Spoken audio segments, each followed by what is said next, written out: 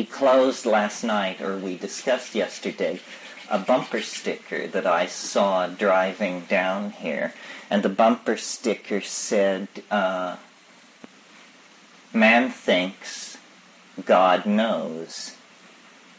And then someone had bought a second copy of the bumper sticker and cut it apart and reversed it and put it under it. So it said, man thinks, God knows,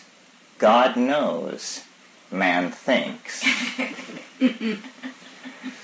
Now, it seemed to me there was a lot going on in what was attempting to be expressed here. First of all, something about God, that God knows, that God exists in a superior state of intellection. Plato said time is the moving image of eternity. My notion of God's cognition is simply the regarding of all points in the space-time continuum with equal clarity. God knows. The limited program of knowing is thought, cognition. Man thinks. This is what man can do in imitation of the all-knowing and omniscient example of God. But implicit is that this is somehow a limited undertaking, this thinking of man. And some of you may recall the famous comment of Pascal that man is a reed bent by the wind. And then Pascal added, but a thinking reed. So then the second half of the conundrum was that God knows, man thinks. Now this, I thought, was very interesting because it seems to imply a relationship between the limited project of knowing, which is human thought, and the completed project of knowing, which is omniscience. God knows, man thinks. In a way, what this is saying is that God knows that man is making his way toward God. God knows, man thinks.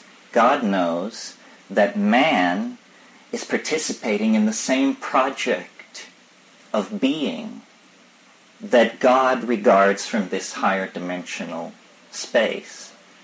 And so then this meditation on these 4 lines closes with the recurso, which returns you then to this realization that what we are talking about is the project of knowing, Heidegger called it, carried out on 2 levels, on the level of omniscience and on the level of limited being. So then I meditated on this after we discussed it yesterday, and I thought tonight it might be interesting then to talk about the thinking project that is the essence of humanness on one level, the thinking project which has as its vector, I call it concrescence, following Whitehead's Neoplatonism. One could call it God. Teilhard de Chardin called it the omega point. But the process by which knowing transforms itself from some kind of aboriginal apperception of the possibility of God into union with God, and the process that lies between these 2 points is the story of the evolution of human consciousness, or more properly speaking, human history. And the interesting thing, I think, about the Western religions generally is their insistence on the tangentiality of God and history, that God was something to be realized in the life of each individual, but that there was also somehow a collective drama of redemption that was stretched out over a very large period of time. And history then becomes the theater, you see, of the struggle between good and evil for the redemption of the human soul. And from the modern point of view, or let's be more frank, from my point of view, this is primarily something to be analyzed within the context of language and our myths about it and its evolution and its potential future evolution. So and this is in my personal life the great mystery to me, because I feel that my intellectual style is that of a scientist, and I take very seriously science, and yet not only my faith, but my experience has led me to believe that the world is not a construction of space and time and matter and energy, that mapping is insufficient, that the world is instead some kind of a linguistic construct. It is more in the nature of a sentence or a novel or a work of art than it is in the nature of these machine models of interlocking law that we inherit out of 1,000 years of rational reductionism. The world only behaves as science says it should when we confine our engagement with it to information that is at a great distance from us, like reading the New York Times every day. If you read the New York Times every day, few miracles will occur while you are engaged in that activity. Essentially what is happening is you are getting your cultural programming for the day, all your switches, if any need to be reset by cultural values, are reset at that point. But when we recede into what I call the primacy of immediate experience, the rules and models that we've been handed by science and what's called common sense are just totally found to be inadequate. And I don't mean when we perturb ordinary consciousness with psychedelic drugs. I'll speak about that in a moment. But I simply mean when we go into solitude, when we go into wilderness, when we endure great travail in our lives, or when we put ourselves in extraordinary alien circumstances, then it's as though the membrane between the ego and something else, which we could call our guardian angel, or the Jungian unconscious, or the overmind, something like that, the membrane grows thin, and the world loses its, its mundane character.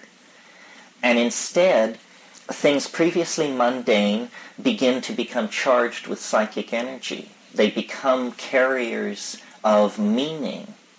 They become carriers of meaning. This is very peculiar. At a low level, it's not so astonishing. It's a kind of generalized opening to the world, because everything is imbued with significance.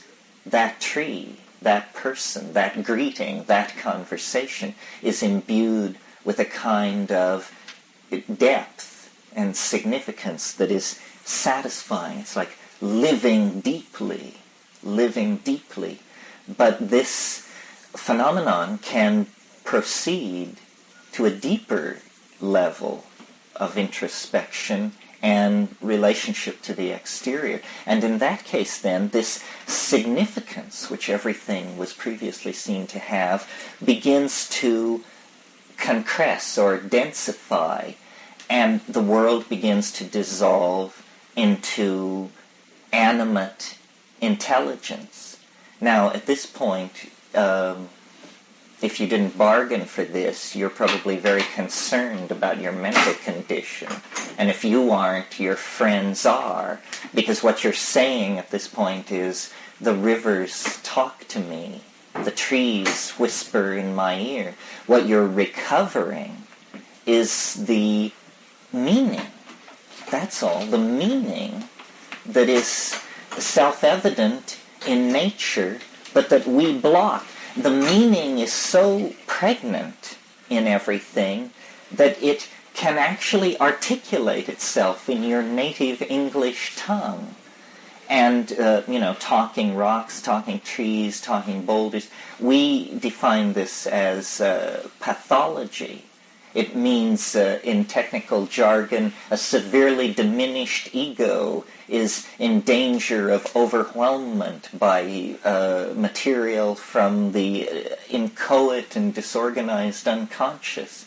Well, but what's actually happening is that for the first time in somebody's life or experience, they are meeting the resident meaning in reality with its force unblunted by conditioning and denial.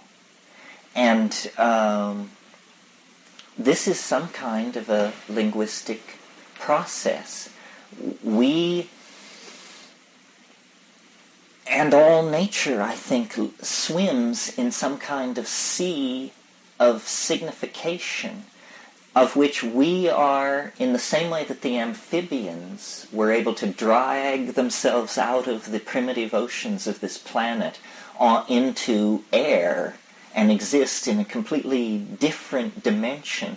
We, whether grandly or perversely, the verdict is not yet in, we dragged ourselves out of the sea of telepathic, interconnected signification that united all life, and we exist, panting and pop-eyed, in this other dimension called history, ego awareness, presence of self, sense of loss, anticipation of gain. All of these dimensions of experience really have been added to what was previously the animal Tao, just the howling at the moon Tao of animal existence. And to this we have added, a dimension of future anticipation, a dimension of regret, a dimension of how do I make choices, and so forth and so on. There is not I don't put a moral judgment on this, but it has to be said that in the tradition of the West, this has been viewed classically as the fall. This is the fall into names instead of realities, into constructs of reality rather than reality itself. And this has now been inculcated into each and every one of us as, both the glory and the trauma of human existence, which is our extraordinary ability to reside in and be in language.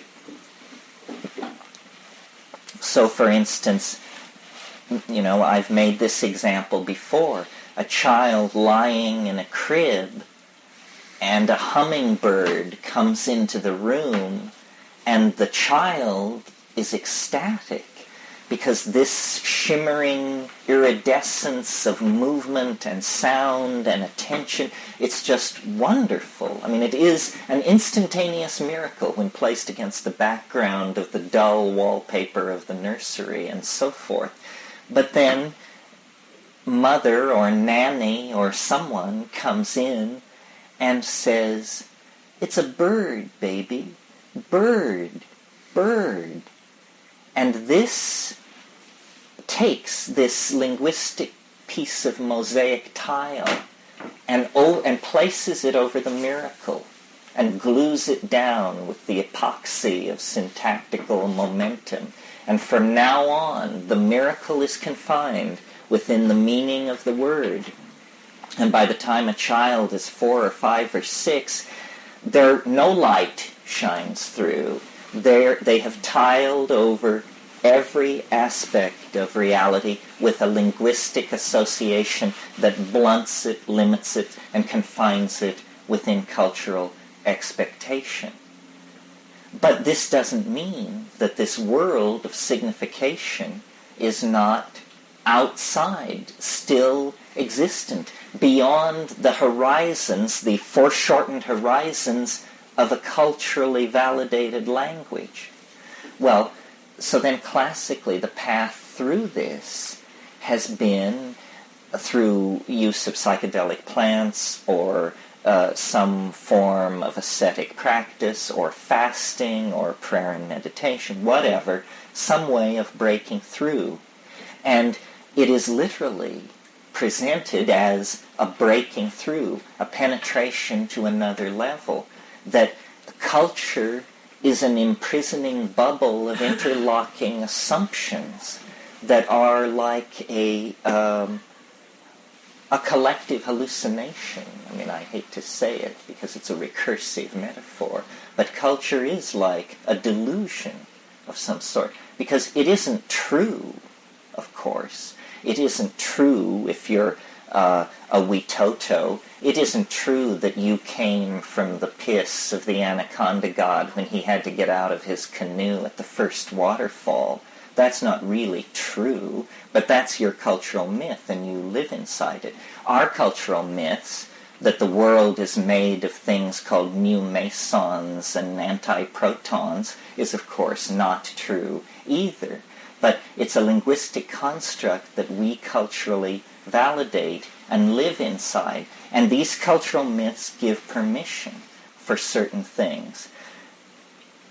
Basically, they give permission to ignore certain kinds of realities. So our language is uniquely set up to ignore, for example, the suppression of femininity.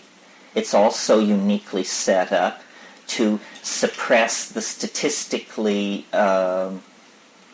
infrequent. We really have no patience with that. We have an assembly mind mentality. What we're interested in is that things run smoothly. One can imagine a completely different mentality that cared nothing for statistical norms and only pursued the miraculous. I mean, India, in a way, is that society. They don't give a hoot for, how it works on the humdrum level, but the alien, the peculiar, the other, the unexpected is revered, adored even. So these kinds of cultural values shift, but now we are in a global culture with the combined understandings of 500, 600, 700 language groups and half that many literatures being poured into a global database where some people are assimilating enough of this to begin to play their part in the creation of a kind of global meta-program for language. And I think it's interesting to talk about the form that this may take, because I see this as this is not our salvation, but this is the angel of our salvation. If we can transform and remake language, then we can have the conversation that we must have in order to save ourselves. But we cannot save ourselves until we have a language adequate to the problem that we're facing. And English just won't do it, because English is a language of subject-object opposition. It's a language of a past, present, and future. And the kind of world we're living in is not that kind of world. Now, toiling in the background, misunderstood and unnoticed for centuries, have been mathematicians laboring to create what they call meta-language of description that seem to them very satisfying, to the rest of us very bewildering.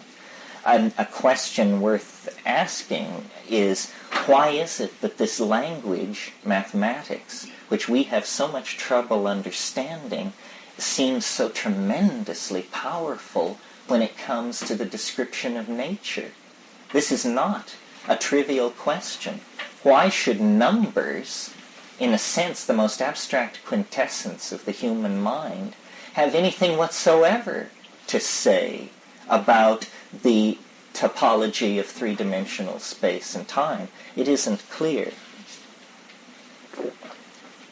What I believe is happening, and we talked about this last night, generally in the form of a conservation of novelty throughout the history of the universe.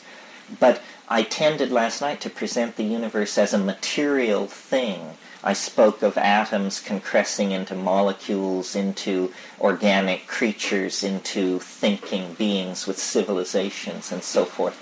But another way to think of this is a kind of take a spiritual X-ray of the material universe and then say, if matter is merely the vehicle of the transformations that we call the life of the universe, well then what is the inner dynamic composed of? What is it that is striving? What is it that bootstraps itself forward? What is it that self-reflects? Well, I think what it is it's actually information. Information is some kind of ontological modality that is capable of organizing any system in which it inhabits into self-reflection. So you pour information into matter and you get back DNA capable of making life. But there is a persistent spiritual tradition backed up by psychedelic and shamanic experience that says that there are also hierarchies of incorporeal and disincarnate intelligence that is nevertheless highly organized. Well, until the advent of the computer, I think we were just pretty much at a loss to form any conception whatsoever of how you could have consciousness without a body.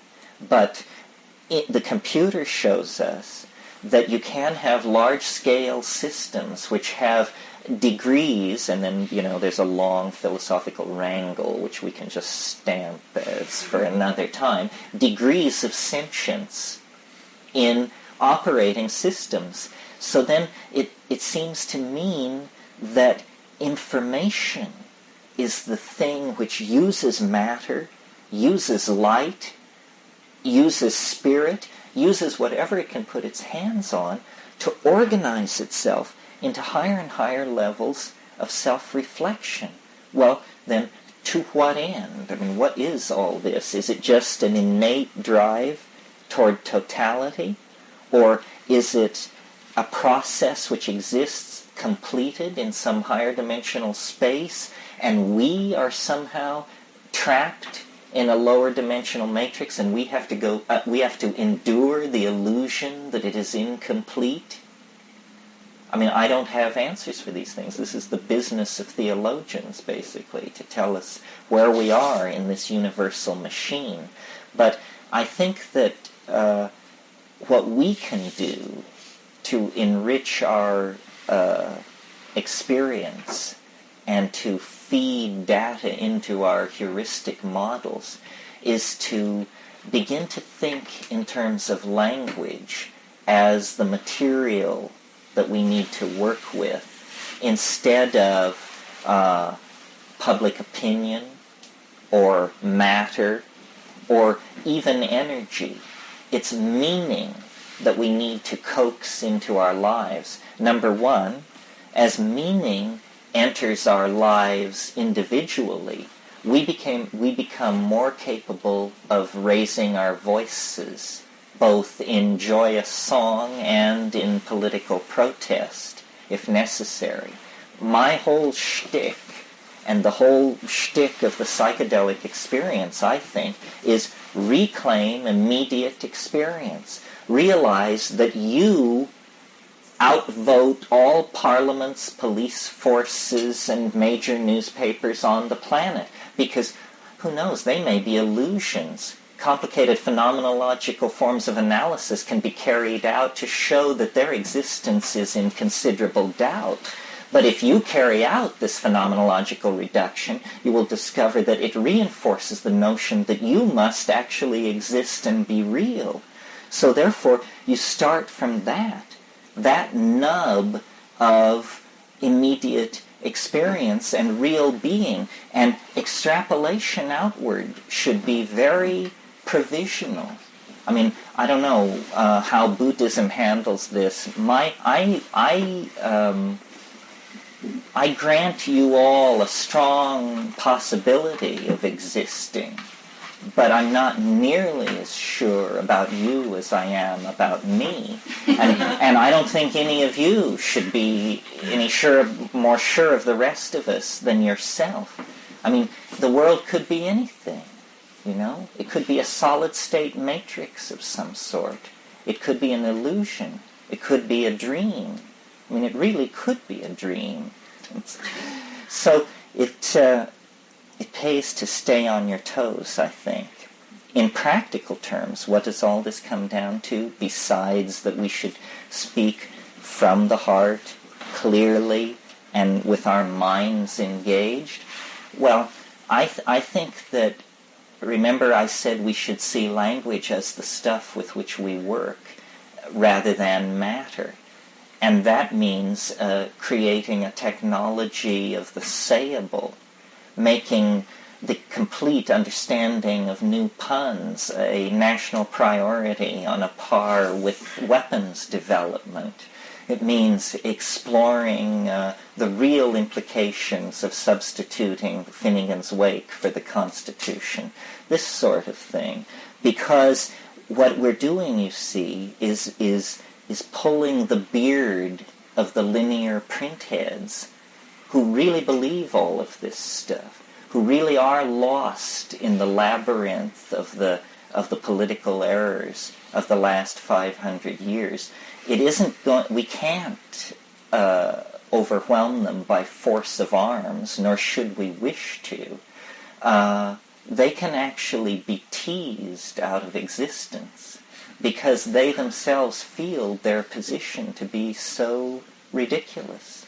It's very interesting how the way the collapse of our enemy in the Soviet Union has exposed the absurdity of our previous positions. All our previous positions are now exposed as absurd, but people don't draw the obvious conclusion. It must also mean, then, that our present position is absurd. And so it's tremendously liberating. Our culture is ruined. It's a disgrace from which we can now simply walk away. Well, then the question is, into what? And I believe that our persistent fascination with psychedelic states of mind since prehistory forward has been because in the psychedelic state, from the very beginning, there was an anticipation of the very end, and the very end still lies ahead of us. What it is that our nervous system is in the process of evolving us through a linguistic transformation where language, which at the beginning of the process was something that you heard, at the end of the process becomes something that you actually see. And this simple shift from seeing to hearing is the key to our being able to finally recognize each other and communicate. Print and linearity and what's called ear bias for language is what has shattered our sense of ourselves as a collectivity.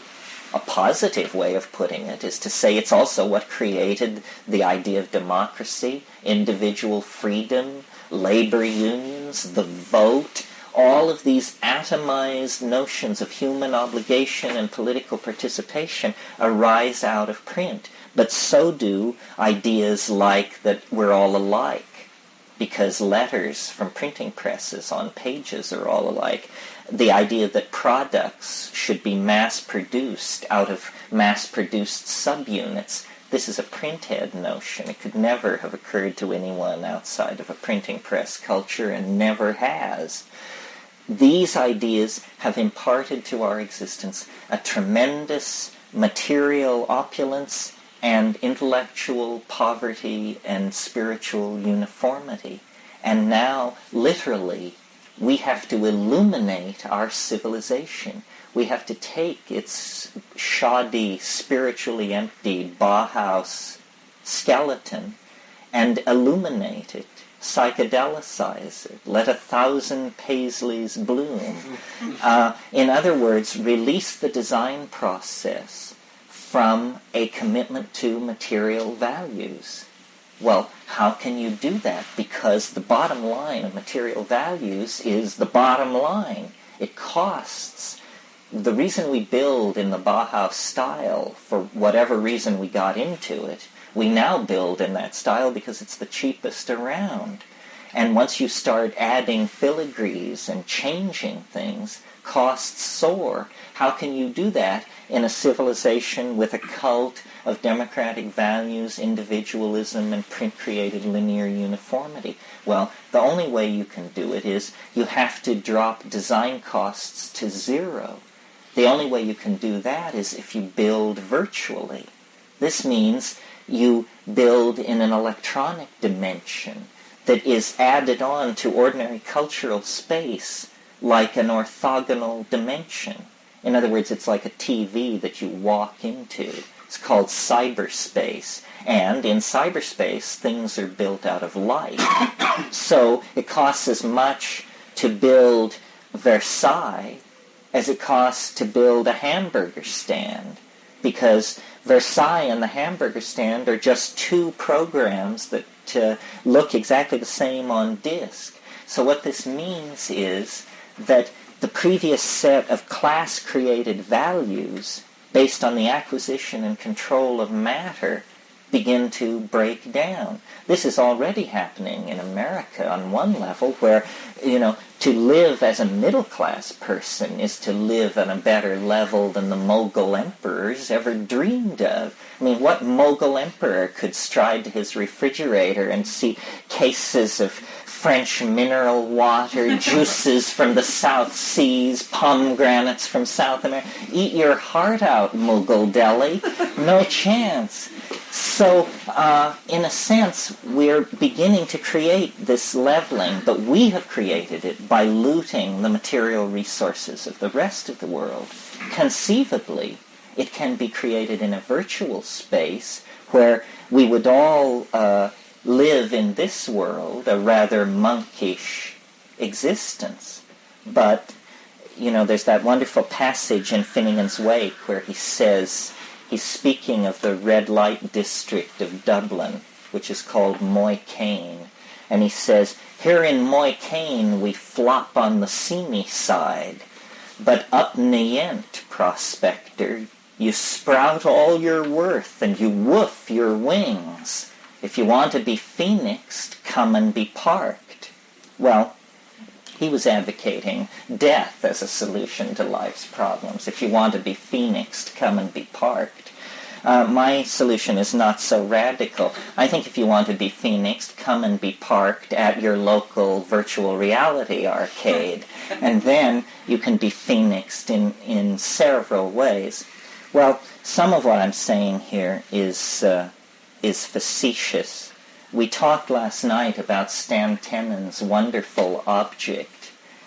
For those of you who weren't here, this is a man, a Kabbalistic scholar, who has developed a piece of sculpture such that when you illuminate it from a certain angle, the Hebrew letter Aleph appears as a shadow, and then you move the light slightly, and Aleph turns into Bet, and then you move the light slightly, and so on. In order, his sculpture produces all of the Hebrew letters as shadows from this beautiful form which he calls the lily.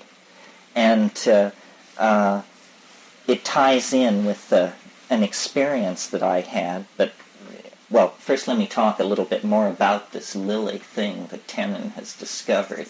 He also made one for Demotic Greek, which, for those of us who thought it was proof positive that Hebrew was the language of God, this was a real blow to the chest. But because he did one for Demotic Greek, too, and it works just as well, implying, and he's working on Arabic, implying that perhaps such forms exist for all alphabets. And so then I was thinking about this last night, and I said, well, if there's a sculpture in 3 dimensions that throws the 2-dimensional alphabets, then obviously in a higher dimension there must be a form which throws into lower dimensions the sculptures that make the alphabet. So that means all alphabets, all letters lead back to a hyperdimensional surface of some sort, which can probably then be described with some kind of weird fractal algorithm. And so then I thought, wow, this is a pretty Hebraic vision of what's going on here. We have the alphabets of local languages being generated from higher dimensional objects that are 3-dimensional, that are then referent to still higher dimensional objects that through which the light of God's love passes, scattering out into the radiance of what can be said. And in a way, this is sort of my vision of the millennium, that we will be resorbed into the Word. The whole story begins in principio et verbum, et verbo caro factum est. In the beginning was the Word, and the Word was made flesh. The whole cosmic drama is the mystery of what it is for the Word to be made flesh. Language is seeking to birth itself into the domain of concrete existence. That's obviously what the Word made flesh means. And it seems to me that if the Word can be made flesh, this implies a reciprocity. It implies that the flesh can be made Word. And this brings us back to what I was talking about at the very beginning this evening, which is the curiously literary nature of reality. That it's much more like a novel by Thomas Pynchon than it is like an equation by Ilya Prigogine. And why is that? Is it because, in fact, the flesh is Word, and that understanding this is the real task of uncovering our spirituality? Somehow it's a riddle, it's a conundrum, it's a koan. If we could correctly understand this, if the world did not disappear immediately, at least it would roll around in the palm of your hand like a spinning marble, as the I Ching promises. It's something about the recognition of the primacy of the Word, that history is the process of the descent of the Word into concrete expression. I didn't say matter. And that our relation to this retroflexive process is an ascent into the Word, a going toward the approaching mystery, and a meeting there in a domain of unknowability. Essentially, this is the casting into being that Heidegger talked about. This is the going to meet the stranger. This is the flight of the alone to the alone that is the driving force of Plotinus's mysticism. Well, that's really all I have to say about that. So let me see what time how am I doing? Question and answer. Yeah, let's take some questions if there are any. Do you know how to use Amanides muscaria medicinally and shamanistically without killing yourself? I can tell you we're following my argument with bated breath. Carefully, because it's dangerous. It's dangerous because it's seasonally variable, geographically variable, and genetically variable. And that's enough variables that you should be very careful with what you're doing. Generally, I don't recommend it. The attention that has been given to that mushroom is, to my mind, entirely out of proportion to its cultural importance. This is because Gordon Wasson fastened in on it with a tenacious will as soma. He decided that it was soma. Are you all up to speed on what we're talking about here? Soma was this mysterious, ecstatic, hallucinogenic plant that the Rig Vedas were basically composed about. The major subject of the Rig Vedas is Soma. The ninth mandala of the Rig Veda is a paean of praise to Soma, that it exalts it above all the other gods.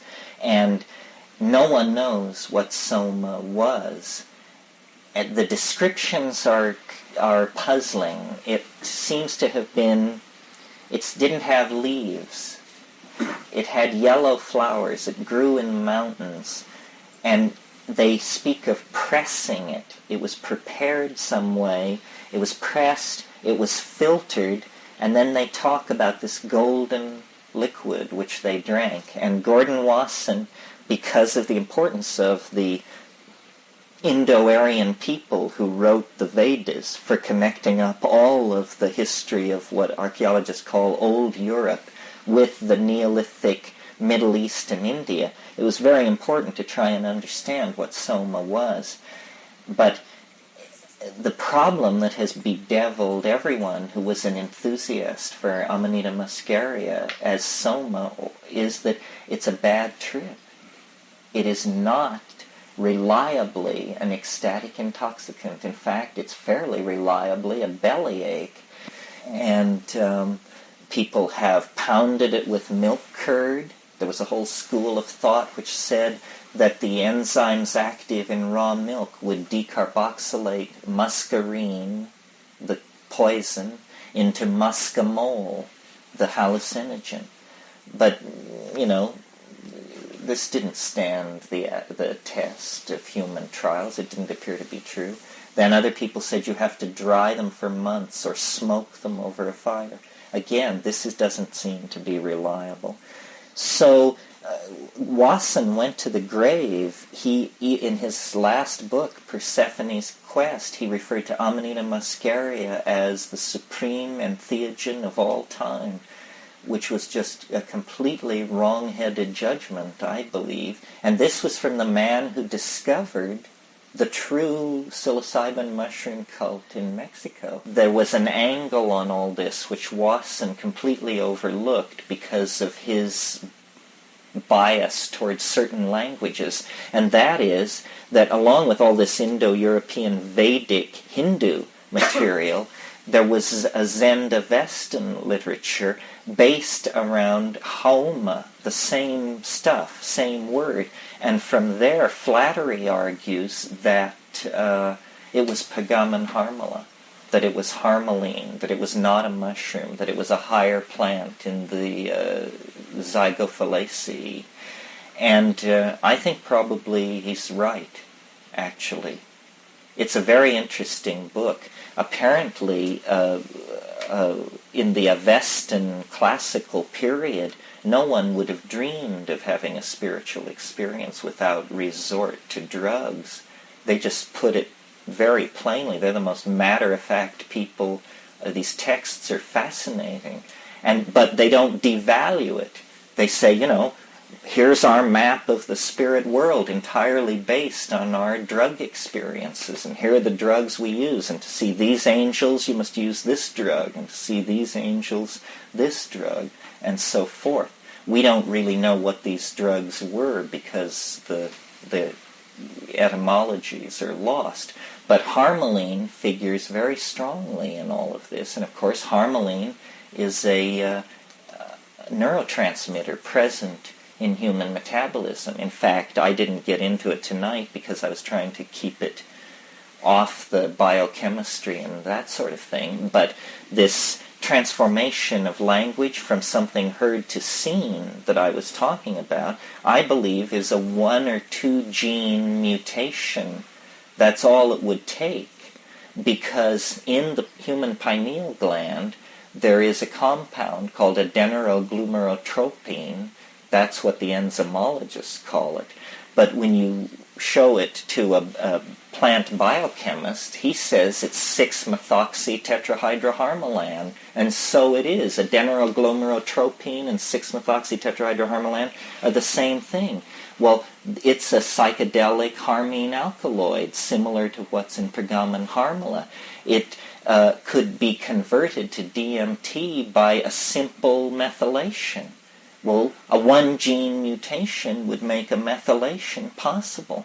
Attention, consciousness, cultural values, we don't know how many times since the invention of language there have been significant mutations in the chemistry of the nervous system that have created significant changes in cultural programming. I mean, doesn't anyone find it a little odd that the laws of perspective were discovered less than 400 years ago? I mean, what the hell was wrong with people before that? How can you discover the laws of perspective? I mean, I find that not credible for somebody to say that the laws of perspective were discovered. It's always seemed weird to me. It's as though, there was a shift, a very subtle tweaking of the processing of visual space itself necessary to be able to do that. Yeah. You've spoken about the Word and the Word made flesh, and Dorothy Sayers wrote a book called The Mind of the Maker, in which she discusses the Trinity as really an image of what the creative process is all about, and where the Father is having a great idea for a play, and is the Father. The Son is making the thing happen on stage, bringing it into the world and having it made flesh. And then the Spirit is the response that you have to that completed product, and how all three of them really beget one another and they nurture one another. And she talks about people who have these problems with scalene trinities, where there's someone who, let's say, may have only the Father, only have a great idea, but be unable to make it into something that's physically real on the stage. And I wonder if you could pick that up as far as... Yeah, I mean, speaking to it generally, I think if you think of history as this kind of a process, Western history as the manifestation of the Demiurgos, Ildabaoth, Jehovah, and then you get this middle declension in the Christos, and then this peculiar and misunderstood promise of the redemption by the Holy Ghost. McLuhan, who's a very interesting figure as a radical thinker in communications theory and a devout Catholic, believed that the manifestation of the Holy Ghost was electricity. And to him, the ringing of the planet by electronic media was the enfolding arms of an archangel. I mean, he literally saw electricity as God's love made manifest. And he may not, he hasn't been proven wrong yet. I mean, it may yet knit us all together and make us one and lift us off and send us to the stars. It's some wonderful stuff, electricity. I like to talk about it because for thousands of years, electricity was this stuff which some people knew about, and what they knew was that you skinned a cat and you dried its skin in the wind, and then you got an amber rod, a polished rod of amber, and then you would go into a dark room with your cat skin and your amber rod, and you would rub it back and forth like this, and then you would pull the amber rod away from the fur, and you would see miniature lightning storms of static electricity. And that was it. For thousands of years, that was it. And then in the 17th century, make it the 18th century, people invented what were called Leyden jars, which were this tricky way of storing this stuff so that you could store up a lot of it, and then in a dark room you could discharge it across a gap with this snap. And from that, you talk about a shamanic invocation. From that, we light cities, we smelt steel, we sink shafts miles into the earth. And it's just this little elemental that we were able to coax into becoming our friend. Well, who knows how much of this sort of thing there is. According to McLuhan, that's the major thing. And the electrification of the body, this is a theme you get as early as Whitman. I sing the body electric. You get it in Stephen Vincent Benet in his poem John Brown's Body, where he says, I see the human body, cold electric rage, and he pictures it as a superstructure. Electricity as information, as the logos, as the freeing and rarefaction of thought. It all, it's credible. It's credible. I mean, when you think about electricity, in and of itself, as modern inventions go, it must be the most benign there is, because other than seating criminals in electric-wired chairs, it is not a weapon of mass destruction. You cannot rain it down on your enemy's cities. It's pure energy in the service of light, one thing, and information. And it's generated, I don't know how many of you know this, but it's generated out of stable magnetic fields. I mean, when we were in the 5th grade, we made engines by wrapping nails with wires and setting them delicately balanced between permanent magnets. And, you coax this stuff into being.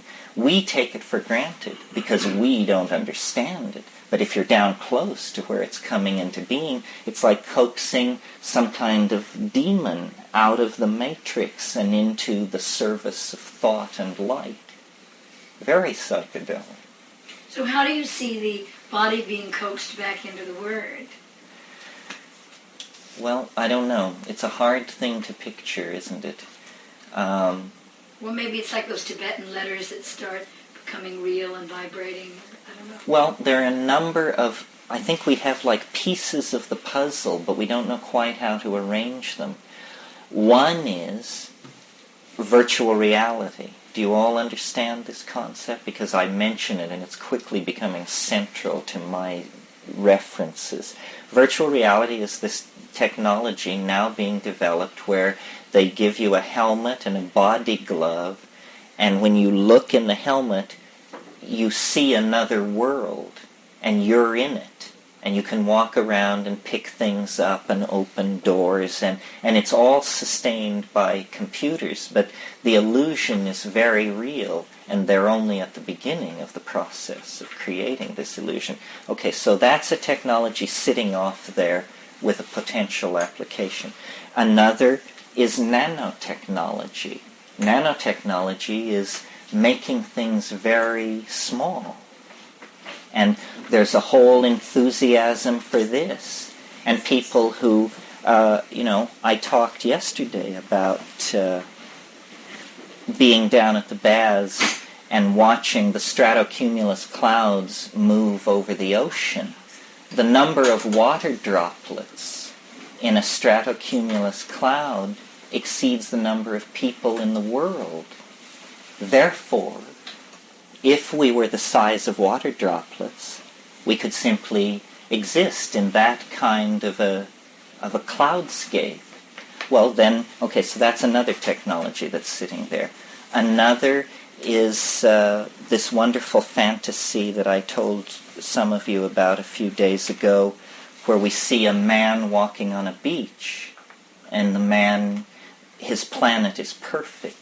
Its oceans and its atmosphere and its glaciers and its equatorial forests are all in balance. And this man is naked, except for a thread, like a Hindu thread that crosses him. And on this thread, there's sufficient space for as much as 1,000 or more small beads.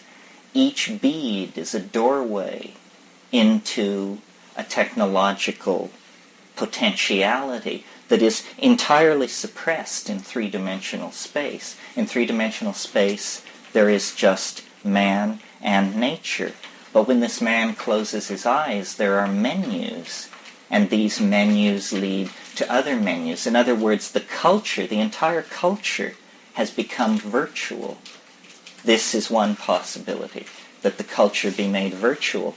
Another possibility, which is sort of the reverse of that, and there's a company on the peninsula trying to do this, is to place a textual reality behind apparent reality, so that everything is a button, you know? It is what it is, but it's also a button. So I look at this, the question forms in my mind, what is this? The what pushes a button, and textual accompaniment informs me that this is cypress wood cut 3 years ago. Do you see what this would do to the world? Now we're well on our way in the project of making the word flesh and the flesh word. We at least have them lined up with the word behind the flesh, and in some cases the flesh behind the word, embedded, ontologically arranged in a situation of mutual reinforcement. Okay, another technology is some kind of severing from the physical connection. And then there's a lot of debate about, is this possible? The old consciousness without an object riffraff. Well, it has to be explored. It can't be known. The other thing is the persistence of the intuition of non-material worlds inhabited by self-organizing intellects of one sort or another seems to imply that some kind of dematerialization is at least theoretically possible. I've talked a lot in these circles about the questions raised by the ecstasis that comes with DMT, where you actually break into a world where there are what I call autonomous self-transforming machine elves, but what we have discussed in terms of, are these the sprites of classical European mythology? Are they dwellers in some parallel continuum, unsuspected by any of our sciences or ontologies? And then a still more unsettling possibility, is this somehow an ecology of souls? Is the eerie connectedness to the human dimension that these things have, because in fact this is a stage of some sort in human existence? If what God coming tangential to history means is human beings unraveling the mystery of physical death, then I think that would be a sufficient fulfillment of the sort of dramaturgical demands of a denouement, that we stride toward the mystery strides towards us, and everything is resolved in a revelation of the understanding and meaning of death. This kind of thing makes me very uncomfortable, perhaps because it's fairly feeling-toned and emotion-laden. It doesn't trouble me to imagine contacting informational beings in a parallel continuum, but the notion of encountering an ecology of souls, I think, is hair-raising if you take it seriously, because even the most spiritual of us are so deeply programmed by the assumptions of scientific materialism that I think something like that on the short term here and now really gives us pause. Brother David. In this process of breaking through to the worldly flesh, where do you see the function of the poets? Well, you know, people have talked, Robert Graves and others, about what he called an Ursprach, an original speech, and Celtic poetics somewhat assumes this. I think this language that is seen is a project that the poets should take very seriously. We need to not simply make better poetry, we need to make poetry of an entirely different order, and we will recognize it when we see it, not when we hear it. It will not be heard, it will be seen. To carry language from 2 dimensions into 3 is the task of the poet and the rebel in the 20th century. And there is a model for this, which I will explain to you so that it doesn't seem so outlandish and so we can see that nature, once again, has sanctioned this move. And that is, a long time ago, 700 million years ago, more or less, the great tree of life made a primary division between the vertebrates, the creatures with backbones, and the invertebrates. Evolving along the invertebrate line and reaching the greatest brain size and complexity of nervous system on the invertebrate side of things were the cephalopods. These are the squids and the benthic octopi, the 8-armed ones and the 10-armed ones. You may not realize it, but they are actually mollusks related to escargot. So they are an extremely primitive creature from the point of view of those of us with backbones and binocular vision and frontal lobes and so forth and so on. Nevertheless, the interesting thing about benthic octopi is that they can change their color over a wide range. Now, you may have heard this fact and assumed that it had to do with camouflage against their surroundings so that they can avoid predators. This is not what it's about at all. Octopi change color, and they can also change the shape of their skin from smooth to rugose and wrinkled, and then what's called pileate, little points all over it. They can go through all these color changes and texture changes. And octopi have extremely well-evolved eyes. In fact, evolutionary biologists always compare the eyes of octopi to human eyes as an example of what is called parallel non-convergent evolution, because clearly the two are not related, but the argument is made, you see, they solve the problem the same way in 2 different places. So it's a very neat example of convergent convergent evolution.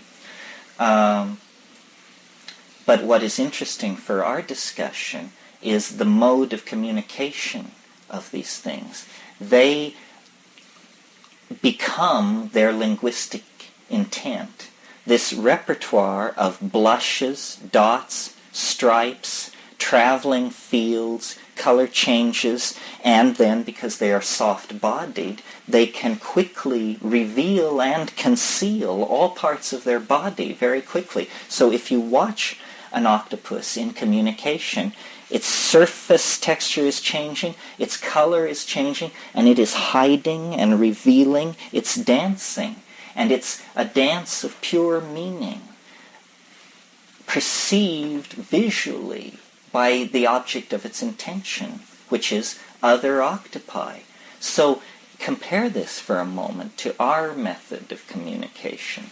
We use rapidly modulated small mouth noises. As primates, we have an incredible ability to make small mouth noises. We can do this for up to 6 hours at a stretch without tiring. No other thing that we can do approaches the level of variation with low energy investment that the small mouth noises do. A person using a deaf and dumb language is exhausted after 45 minutes. But the problem with the small mouth noises form of communication is, I have a thought, I look in a dictionary that I have created out of my life experience. I map the thought onto the dictionary. I make the requisite small mouth noises. They cross physical space. They enter your ear. You look in your dictionary, which is different from my dictionary. But if we speak what we call the same language, it will be close enough that you will sort of understand what I mean. Now, if I don't say to you, what do I mean? You and I will go gaily off in the assumption that we understand each other.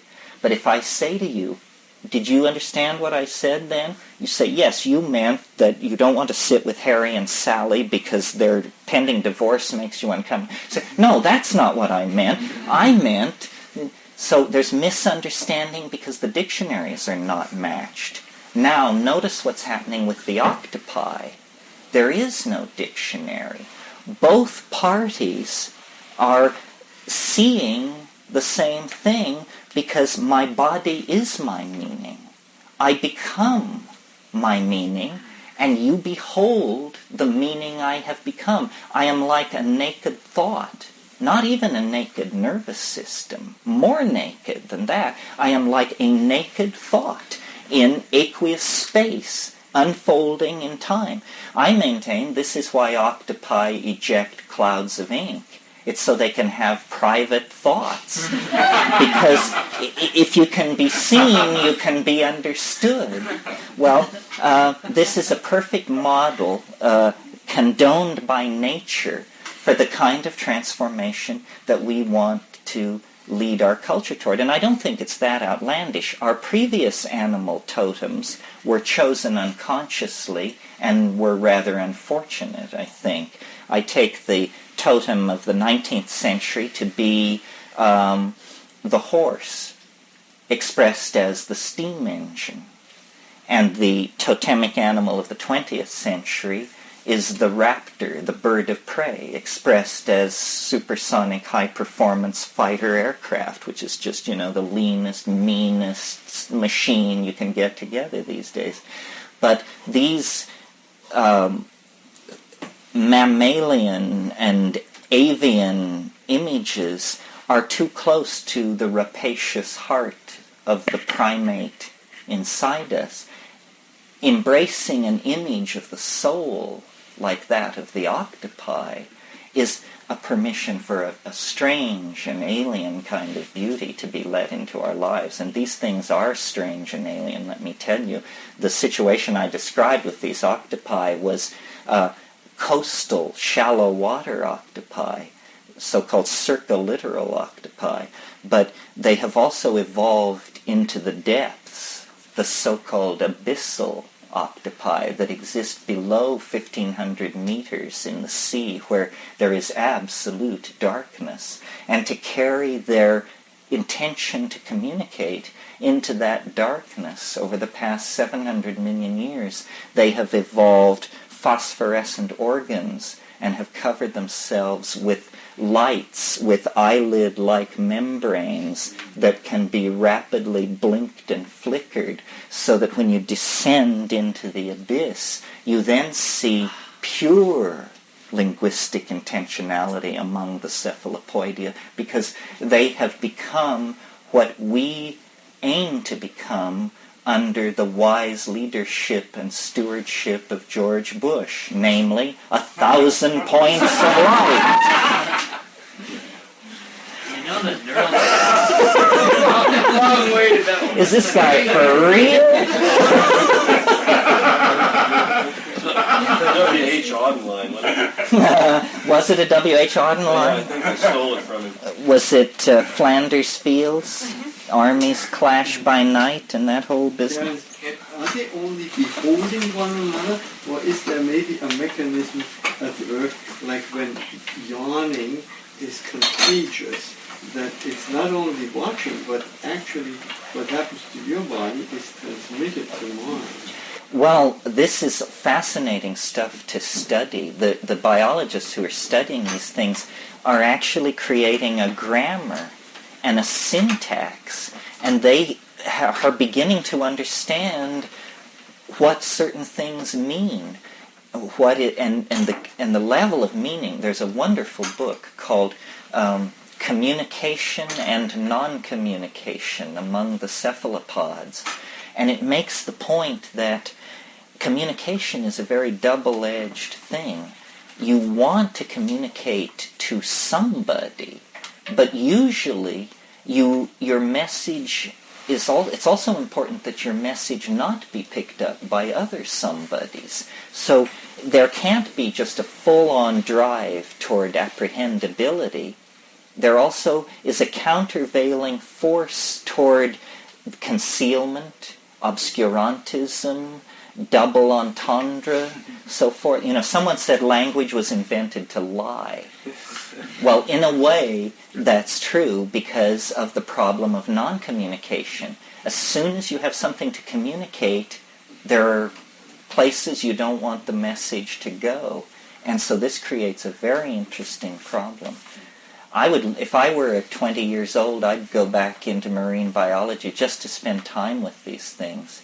They're quite amazing, and they have very large brain capacity. I think John Lilly was all mixed up to look for mind in the water, in that it was mammalian chauvinism that drove them to dolphins and whales, that maybe they are intelligent, but the language feats, when you see videotape of these cephalopods, you realize you're in the presence of an opera. What kinds of things are they communicating besides maybe fear or? Well, they're communicating. They have elaborate sexual displays, and it's a very tricky thing, sexuality among cephalopods, because the male usually doesn't survive the encounter. So a lot of time is spent getting it right before you commit yourself.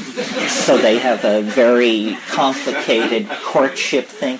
And one of the things that's always said about them is that, every child's book will tell you this about octopi. They're shy creatures. Well, guess why? It's because they wear their heart on their sleeve. Everywhere they go, other octopi can tell exactly what they're thinking and feeling. So they live alone, and they only get together on special occasions for communication, basically. And the repertoire is as complex as human language, so that they could be discussing the equivalent of Spencer's epithalamion or something. I mean, we don't know what they're talking about. Do we have a sort of Rosetta Stone, about? We have a primitive grammar, but it's only for one species. And I'm not really interested in what they're saying, because I think it would only make sense if you were an octopus. But I'll bet that, you see, it's a model for us. Wouldn't we like to dance for each other and be perfectly understood? And wouldn't we like to see someone dance and to know that this was their mind and their body somehow at one? In a way, God, does everything go back to everything? In a way, this is the theme of Skinny Legs and All. This is the theme of the Dance of the Seven Veils. Octopi do it. Nubile Hebrew princesses do it. Everybody dances toward the truth, dropping veils as they go, and then, of course, the nakedness of truth is a cliche. Well, you mentioned to bring it to a practical level. Do that, in yes. my life. You mentioned the hallucinogenic experience as being one way that I don't think I accelerate anything in my life. I feel that I just align with and move in a freer way. So I wouldn't seek out a hallucinogenic experience in order to accelerate or to get more transformed or anything. I do it because it's enjoyable. It's truly exciting and passionate, and I do seem to transform in the process and grow. And are there any ways or other ways that you might suggest? And also, I'm interested in sound, which is, you're talking about going from sound to light. Mm-hmm. And and I have a way of starting where I am, or again, following my excitement, which happens to be in making tones. And I've reproduced experiences such as, very simply, like a hot tub, where I make a tone and another person has an experience of being in the hot tub. They go from being cold to being very comfortable, very vulnerable, very open, very loving. And it occurred to me that I could reproduce a mushroom experience, or some of these drugs you mentioned that are in the Amazon. That you could reproduce it with sound? I could make tones, and such as in Tibet, they can, tones are, can bring physical objects into being and move energy and such, and that's my exploration. But I was wondering if you had any ideas of. Well, something sort of along that line that I've worked with for years and observed for years, and I find very interesting is, in South America there is this plant drug, a shamanic tradition of great age called ayahuasca or yahe. And what seems it's chemically a little different from anything we've discussed, and consequently neurologically a little different. When this drug was first discovered in the 1920s, they isolated a white crystal from it, and they named it telepathine, because they believed that these deep forest Indians were having some kind of state of group-mindedness behind this. Well then, and that was all very exciting, that there was a drug called telepathine, but then later they found out that the drug had already been discovered in another plant in Pergamon harmala, the soma plant I mentioned, and had been named harmine, so that the rules of nomenclature, that took precedent. But persistently, since then, there had been reports of group states of mind caused by this drug. So we explored this in the 70s fairly thoroughly, in 71, in 72, again in 76, and again in 81. And different things are going on. First of all, the people down there who take this drug are into what they call icaros. Icaros are magical songs, I-C-A-R-O-S, Icaro. And the accomplishment of a shaman is judged by how many of these magical songs he has. And they're taught to you by the spirits, they say. But the interesting thing is that the Icaro within the culture is criticized as a work of visual art. It is not thought of as a song. It is not listened to. It is looked at. And when people criticize it, they criticize its form and its color. And in taking this drug, we discovered that there is something about it. It seems to dissolve a cultural barrier between the synesthesia of sound and light, so that you can make a tone like and it emerges as a streak of cyan blue that just stands there in space as long as you, and it clearly, this stripe is related to the sound. When you stop the sound, the stripe disappears. Well, then you discover that when you modulate the sound, the color is modulated. Well, then you begin breaking it up, and you discover that voice has become transformed into an instrument for manipulating light. And again, it has to do with these drugs, which are very close to neurotransmitters, just one gene away from being naturally produced. It's as though this is the biochemical place where what we experience as the evolution of language and our abilities, our cognitive abilities to integrate and express language are happening. So that, I think this should be looked at. I think maybe the path to the kind of visually beheld form of communication that I'm talking about is to look at shamanic cultures where this may have been happening all along and people assume it.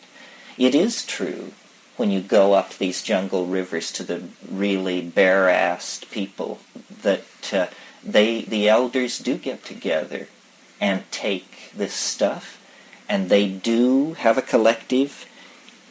complex collective image of what should be done for the good of the group. It's not exactly a vision of the future.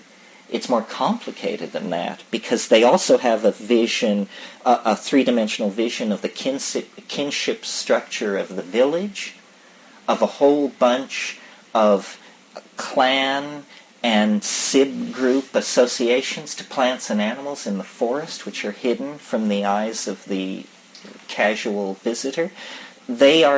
It isn't that so much that they predict the future as that they go into a higher dimension of their own cultural information space, and from there they make decisions.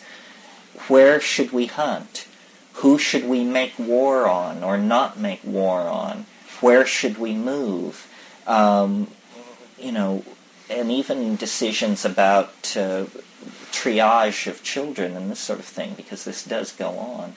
So, how much of human navigation through history has been done by processing ordinary cultural information on a higher dimensional level by perturbing neurological functioning? I mean, if there is any angle that would have given us an edge, we would have found it and we would have used it. And I've discussed in other lectures the way in which small doses of psilocybin improve vision, and how this would have fed back into a primitive hunter-gatherer system. Very simply, they would have just outbred everybody not using mushrooms, because a pair of chemical binoculars in a hunting environment is an adaptive advantage that could not be ignored, and so forth and so on. Yeah. By copying your hand movements, it helps me see what you're talking about, like in virtual reality. And that's what they do in neuro-linguistic programming. And the people who made firewalking popular, like Tony Robbins in this country, were neuro-linguistic programmers. Maybe neuro-linguistic programmers could study octopi. Yeah. If I had 8 hands, I could really get gestural. A funny experience involving octopi. I know a woman, I'm sure she would not begrudge me this description of her. She is a very frank exhibitionist. I mean, this is the woman who at every party takes her clothes off and dances on the tabletops and so forth. She is an inveterate exhibitionist. She's totally frank about it. And I had been to the Monterey Aquarium and seen the octopus there. They have a giant octopus. Well, most of the time this guy just hunkers low, and he's sort of off in a corner, one beady eye, checking you out. But, of course, because octopi have this mode of communication, they're very set up to respond to visual display. So this woman walked past this tank, and this octopus practically leaped into the air. It came down out of the tunnel. It was pressing against the glass. It was beating against the glass. And what it was one exhibitionist recognizing another. I mean, it was just clear across the species lines. The power of neurosis knows no barrier. But she also had almost orange hair, very red, bright hair that the sunlight had hit. That's true. It was probably sending a message to this octopus that was obscene in the very least. Was she dancing?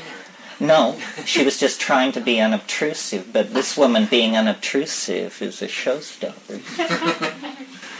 Terence, when you talk about language, or the word you said people talk, to me you left out like the whole body language. And when you go into print, I'm making all these unconscious assumption values of what you're saying is true, partly based on your body language. True, but body language has really faded for us, probably because of the telephone. I mean, the telephone really staunches that. And Yes, it would be there. We probably were much more linguistically rich in the past, Well, he just said, and we've it's interesting. muted I could understand you ourselves. better by watching your hand. Yeah. Terence, just to let you know what happens when you discover sparks nowadays. When I was a kid, I was a science buff, and I made a Tesla coil and so on. Before that, I accidentally induced a spark in a transformer. Unexpectedly, the spark jumped, and it was sort of my first religious experience. I saw this spark, and all sorts of things burst loose in my 10-year-old head. 2 years later, the FCC triangulated my house for emitting spurious radiations, because you have to regulate all that sort of thing. Uh-huh. And I felt sort of like someone put a big pot lid over my head. And between that and being suckered in by the Moody Bible Institute with their big Tesla coil movie, Yeah, it right. just left a bad taste in my mouth. And I'm glad we're on to other things now besides sparks and amber. Oh, okay. A bitter experience. There is a notion, in Latin, spark is scintilla. This word exists only in English. In the legal phrase, there was not a scintilla of evidence against him. But in alchemy, this idea lived on for a long, long time, and there's a whole literature of causing the scintilla and seeing it like you did. So you were unconsciously caught up in an alchemical archetype. Well, why don't we knock off? I think that's enough for this evening.